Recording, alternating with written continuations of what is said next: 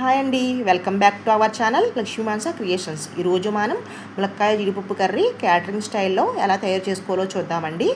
ముందుగా బాండీ పెట్టుకొని అందులో తగినంత ఆయిల్ వేసుకోండి.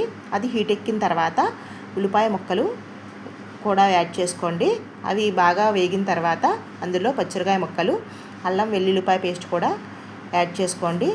పచ్చివాసన పోయేంత వరకు బాగా వేయించుకున్న తర్వాత ఈలోపు మనం ములక్కాయ ముక్కలను కూడా కట్ చేసుకుని వాష్ చేసుకుందామండి. ఇవి పచ్చివాసన పోయిన తర్వాత ఉప్పు కారం వేసుకుని బాగా వేగనవండి. అందులోనే టమాటా ముక్కలు, పెరుగు వేసుకుని బాగా వేయించండి. ఇది గ్రేవీ కోసం అండి. పెరుగు వేయడం వల్ల గ్రేవీ చాలా బాగా వస్తుంది.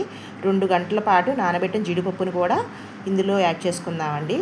అందులోనే బాగా వాష్ చేసి పెట్టుకున్న ములక్కాడ ముక్కలను కూడా యాడ్ చేసుకుని బాగా కలుపుకుని మూత పెడదామండి. అవి కొంచెం బాగా మగ్గిన తర్వాత ఈ అల్లం వెల్లుల్లి పేస్ట్ కూడా ఆ ముక్కలకి బాగా అంటుకుంటుందండి.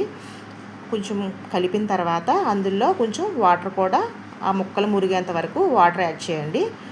అందులో ముక్కలు మురిగిన తర్వాత ధనియాల పౌడర్, కొంచెం కరివేపాకు కూడా వేసుకుని కొంచెం బాగా ఉడికిన తర్వాత బాగా కలుపుకోండి. అందులో గరం మసాలా, కొత్తిమీర వేసుకుని ఉడికిన తర్వాత 2 గంటల పాటు నానబెట్టి జీడిపప్పు పాలు మిక్స్ చేసిన మిశ్రమాన్ని ఇందులో యాడ్ చేసుకుందామండి.